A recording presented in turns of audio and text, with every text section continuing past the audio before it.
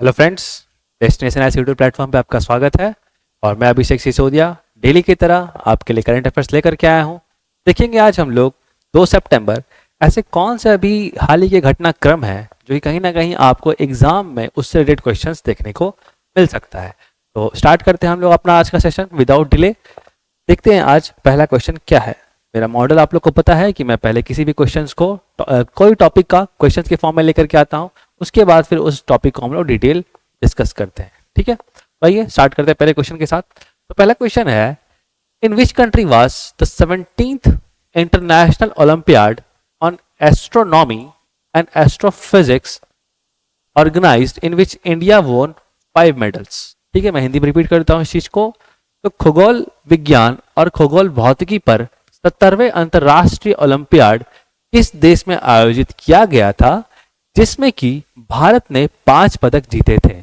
आपके ऑप्शंस है A America, B Iran, C Australia या फिर डी ब्राजील। तो इसका जो सही आंसर हो जाएगा, कुछ आंसर्स गस करने की कोशिश करो आप लोग भी। उससे क्या होता है कि जब भी मैं आंसर बताऊंगा तो आपको कहीं ना कहीं अगर गलत भी होगा तो आप सही आंसर याद रख पाएंगे। सही आंसर हो जाएगा आपका डी ब्राजील। ठीक है, तो देखते हैं हम लोग। तो अभी जो 17th international olympiad on astronomy और एस्ट्रोफिजिक्स हुआ था, बेसिकली इसको हम लोग क्या बोलते हैं, खगोल विज्ञान या खगोल भौतिकी। ठीक है, कहाँ पे हुआ था ये चीज? It happened in Rio de Janeiro, जो कि आपको पता है ब्राजील में। ठीक है, तो बेसिकली रियो डी जेनेरो में हुआ, जो कि ब्राजील में है। कब से कब हुआ ये चीज? तो ये कंपटीशन जो था, the competition was held from August 17 to 26 2024। तो अभी रिसेंटली ही 17 अगस्त से 26 अगस्त तक इस चीज को किया गया और अभी जस्ट ही कंक्लूड हुआ है। इन विच इंडियन टीम, जहां भारत को लगभग 5 स्टूडेंट्स वोन गोल्ड मेडल, जिसमें कि 5 स्टूडेंट्स गोल्ड मतलब मेडल जीते हैं, जिसमें कि 1 गोल्ड मेडल जीते हैं एंड 4 सिल्वर मेडल जीते हैं। तो काफी अच्छा परफॉर्मेंस रहा है इंडिया का, 1 गोल्ड और 4 सिल्वर के साथ भारत 5 पदक ऑल ओवर जीत करके आया है आपका रियो डी जेनेरो ब्राजील से इंटरनेशनल ओलंपियाड ऑन एस्ट्रोनॉमी और एस्ट्रोफिजिक्स के कंपटीशन में। ठीक है, तो याद रखिएगा इस चीज को। आगे मूव करते हैं हम लोग नेक्स्ट क्वेश्चन पे। अगला क्वेश्चन है, in which of the following states a bill has been passed to increase the minimum age of marriage for women to 21 years. Very important steps है, आप बोल सकते हैं किसी स्टेट्स के लिए। क्वेश्चन क्या है, निम्नलिखित में से किस राज्यों में महिलाओं के लिए विवाह की न्यूनतम आयु 21 वर्ष तक बढ़ाने के लिए एक विधेयक पारित किया गया है? आपके ऑप्शंस हैं ए कर्नाटका, बी हिमाचल प्रदेश, सी गुजरात या फिर डी असम। ठीक है, इसका जो सही आंसर हो जाएगा वो हो जाएगा बी हिमाचल प्रदेश। ठीक है, तो बेसिकली हिमाचल प्रदेश ने ये स्टेप लिया है, एज को बढ़ा दिया है, मैरिजेबल एज 21 कर दिया है। अब तो देख लेते हैं हम लोग। तो Himachal Pradesh state assembly on Tuesday एक ऐसा बिल को पास किया है जो कि इंक्रीज करता है minimum age of marriage from 18 to 21 years. I think आप लोगों को ये पता होगा कि 18 साल मतलब हर जगह पे 18 साल लगभग है मैरिज के लिए। सेंट्रल गवर्नमेंट भी 18 ईयर्स मानती है, लेकिन स्टेट गवर्नमेंट जो कि हिमाचल प्रदेश की स्टेट गवर्नमेंट है, उन्होंने 18 से बढ़ा के 21 करने वाली बिल को पारित कर दिया है। तो कहीं ना कहीं ये चीज इसलिए किया गया है ताकि सपोर्ट कर पाए जेंडर इक्वालिटी और हायर एजुकेशन को। हाँ सही बात है, क्योंकि देखो क्या होता है ना, जब कहीं ना कहीं जब मैरिजेबल एज कम होता है ना, तो बहुत सारे ऐसे पेरेंट्स हैं उनके दिमाग में यही चलता है कि कितने जल्दी बेटी का शादी कर दें। अब इस कारण से क्या होता है कि उनका एजुकेशन सही से कंप्लीट नहीं होता है। तो अगर एज को बढ़ाया गया है तो कम से कम जब शादी के बारे में नहीं सोचेंगे पेरेंट्स, तो उसके जो भी पढ़ाई है उसको कंटिन्यू रखेंगे। तो सही है, हमारी जो भी महिलाएं हैं उनके लिए काफ़ी अच्छा कदम होगा ये जो हिमाचल प्रदेश गवर्नमेंट ने लिया है। ओके, मूव करते हैं अगला क्वेश्चन की तरफ। तीसरा क्वेश्चन है आपके लिए, the 8th men's Asian champions trophy 2024 will be held in which of the following countries? 8वीं पुरुष एशियाई चैंपियंस ट्रॉफी 2024 निम्नलिखित में से किस देश में आयोजित की जाएगी? आपके ऑप्शंस हैं ए इंडिया, बी जापान, सी चाइना या फिर डी सिंगापुर। तो देखिए जो सही आंसर हो जाएगा वो आ जाएगा आपका चैंपियंस ट्रॉफी, जो मेंस एशियन चैंपियंस ट्रॉफी होने वाला है वो सी चाइना में होने वाला है, चीन में होने वाला है। देखते हैं हम लोग। तो 8th men's Asian champions trophy 2024 will be held in Hulunbuir, Inner Mongolia, जो कि आपको पता है मंगोलिया चाइना का पार्ट हो गया है। ओके, कुछ पार्ट चाइना के, ओके। तो ओवरऑल चाइना में ये फ्रॉम 18 टू 17 सितंबर, ठीक है। तो कब इसको किया जाएगा, 18 से 17 सितंबर के आसपास मैच खेला जाएगा। Hockey India has announced a national men's hockey squad, new national men's hockey squad, okay, led by Harmanpreet Singh for the 8th men's Asian champions trophy, ठीक है। तो 8th men's Asian champions trophy के लिए हमारा जो न्यू हॉकी टीम है India का, उसको ऑलरेडी डिक्लेरेशन कर दिया गया है। और इंडिया का कहीं ना कहीं परफॉर्मेंस ही बहुत अच्छा रहा था, ओलंपिक में ब्रॉन्ज मेडल हम लोग जीत के आए हैं इस बार, ओके। देखते हैं आगे क्या होता है। तो basically India are the defending champions of the men's Asian champions trophy. तो India already men's Asian champions trophy पिछले साल जो कि 7th एडिशन था, जिसे चेन्नई में खेला गया था 2023 में, इंडिया उसको जीता था। और कहीं ना कहीं इंडिया इसका चैंपियन है और कहीं ना कहीं इंडिया को डिफेंड करना है अपना टाइटल को। तो देखते हैं क्या होता है। उम्मीद तो है हम लोग सबको कि इंडिया फिर से इसमें जीतेगा, ओके, होप सो ऐसा हो। मूव करते हैं आगे। नेक्स्ट क्वेश्चन है आपका, Who among the following has won the title of recently held 61st National Chess Championship? Question क्या है, निम्नलिखित में से किसने हाल ही में आयोजित 61वें राष्ट्रीय शतरंज चैंपियनशिप का खिताब क्या है? आपके ऑप्शंस है ए सूर्यशेखर गांगुली, बी नीलेश शाह, सी कार्तिक वेंकट रमन, या फिर डी अंकित मित्तल। देखिए जो आंसर हो जाएगा आपका हो जाएगा कार्तिक वेंकट रमन, सी ऑप्शन सही है आपका, कार्तिक वेंकट रमन। देखते हैं हम लोग। तो Kartik Venkat Raman has won the title of recently held 61st national chess championship, ठीक है। 61st नेशनल चेस चैंपियनशिप को किसने जीत लिया है? कार्तिक वेंकट रमन ने। The 61st national chess championship of India was held, ये कब हुआ था? 61st नेशनल चेस चैंपियनशिप कब हुआ था? तो ये आपका जुलाई 17 टू अगस्त 27 चला, अभी रिसेंटली कंक्लूड हुआ है। इसे कहाँ पे खेला गया था? गुरुग्राम हरियाणा में, ठीक है। तो कभी कभी यही पूछ लेता है, होस्ट स्टेट पूछ लेता है, होस्ट कंट्री कभी कभी पूछ लेता है। तो ये ध्यान रखिए आप लोग कि हरियाणा में गेम को खेला गया। The total prize money in this championship was ₹30 lakh, very important, कभी कभी प्राइज मनी भी आपसे पूछ लेता है।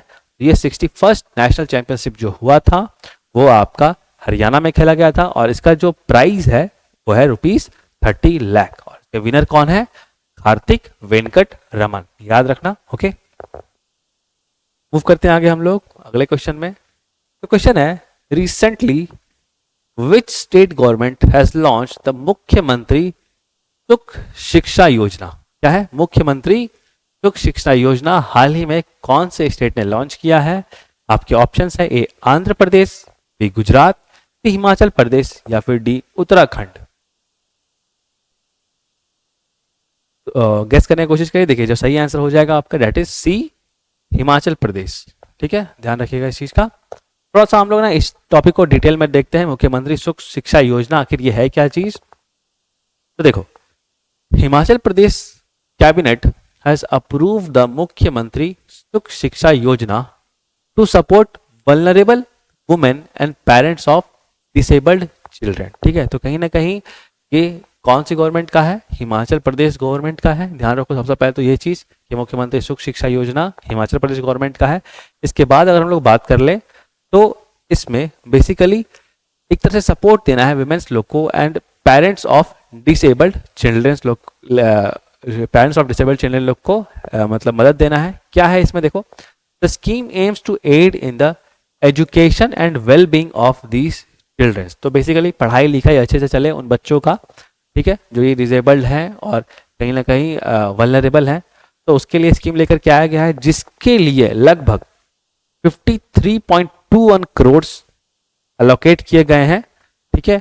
और द फाइनेंशियल ईयर 2024-25 के लिए लगभग हमारा 53.21 करोड़ हिमाचल प्रदेश गवर्नमेंट लेके आई है, जो कि डिसेबल्ड पर्सन है उसके पेरेंट्स लोगों को हेल्प किया जाए, उनके पढ़ाई लिखाई कंटिन्यू रह सके अच्छे से। थोड़ा सा अगर हम लोग डिटेल जाएं इस चीज में तो बात करते हैं एलिजिबल बेनिफिशियरीज। कौन कौन है एलिजिबल बेनिफिशियरीज आपके हिमाचल प्रदेश के मुख्यमंत्री सुख शिक्षा योजना के? तो देखो, बेनिफिशियरीज होंगे आपके बेसिकली चिल्ड्रन ऑफ विडोज, जो भी विधवा महिला हैं उनके बच्चे बेनिफिशियरीज होंगे।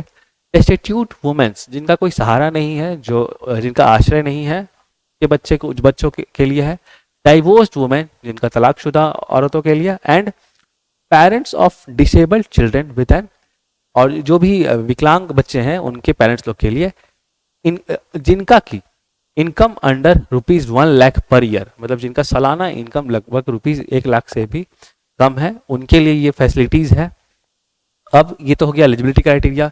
अब उनको क्या मतलब एलिजिबल पेरेंट्स को क्या मिलेगा इस पर्टिकुलर स्कीम के थ्रू? तो देखो, द चिल्ड्रन अंडर 18, ये सब जो भी पेरेंट्स हैं उनके जो भी बच्चे हैं जो कि 18 साल से कम हैं, उनको लगभग they will receive ₹1,000 per month for education, nutrition and health expense. तो ऐसे बच्चों के पेरेंट्स लोग को लगभग हर महीने 1,000 रुपया दिया जाएगा, ताकि वो जो भी उनकी पढ़ाई है, उनकी जो भी न्यूट्रिशन लेवल है, उनका जो भी हेल्थ एक्सपेंस है, स्वास्थ्य पे जो खर्चा है, उसको पूरी तरीके से सही से किया जा सके। हालांकि ये काफ़ी एक तरह से बोल सकते हो कम अमाउंट है, ₹1,000, बट स्टिल बहुत सारे स्टेट में ऐसा फैसिलिटीज़ भी तो नहीं है, तो एटलीस्ट इतना पैसा देना भी हिमाचल प्रदेश गवर्नमेंट के लिए एक बढ़िया कदम है। उम्मीद करते हैं कि आगे इस रकम को बढ़ाया जाए। ठीक है, मूव करते हैं आगे हम लोग नेक्स्ट क्वेश्चन पे। तो अगला क्वेश्चन है आपके लिए, who among the following has been elected as the chairman of international cricket council? Question क्या है, निम्नलिखित में से किसे अंतर्राष्ट्रीय क्रिकेट परिषद के अध्यक्ष के रूप में चुना गया है? आपके ऑप्शंस है, ए mic barred, B Jay Shah, सी रिचर्ड विलियम थॉमसन, या फिर डी लॉसन नाइडो। और ऑलरेडी ये टॉपिक आप लोगों को प्रीवियस क्लास में कराया जा चुका है, तो प्लीज़ इसका आंसर कमेंट करें। इन केस अगर आपको ये आंसर नहीं पता है तो प्रीवियस क्लास का आप लेक्चर देखें, क्योंकि इस पर्टिकुलर आंसर के साथ आपको और भी 6-7 क्वेश्चंस मिल जाएंगे जो कि आपको हेल्प करेंगे आपके एग्जाम्स में। ठीक है, तो ज़रूर देखें वीडियोस और आप अपने आप को एनरिच करें, अपने नॉलेज लेवल को बढ़ाएं। मूव करते हैं हम लोग अगले क्वेश्चन में। तो रिसेंटली क्वेश्चन है, recently which state has supported N outbreak of bird flu और एन एवियन इन्फ्लुएंजा? क्वेश्चन क्या है, हाल ही में किस राज्य ने बर्ड फ्लू या एवियन इन्फ्लुएंजा के प्रकोप की सूचना दी है? आपके ऑप्शंस है, ए उड़ीसा, बी बिहार, डी उत्तर प्रदेश, या फिर डी झारखंड। और जो सही आंसर हो जाएगा वो हो जाएगा आपका ए उड़ीसा। ठीक है, ध्यान रखने का इस चीज को।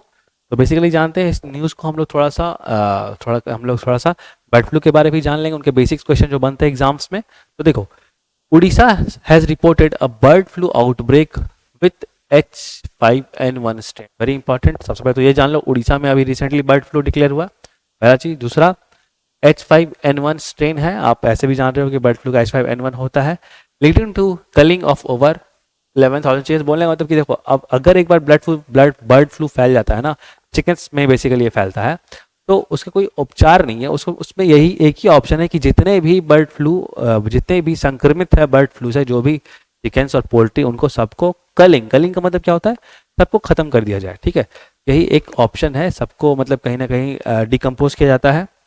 ठीक है, द आउटब्रेक अकर्ड एट, अब बेसिकली ये कहाँ पे, उड़ीसा में कहाँ पे बेसिकली ये प्रॉब्लम फेस देखा गया?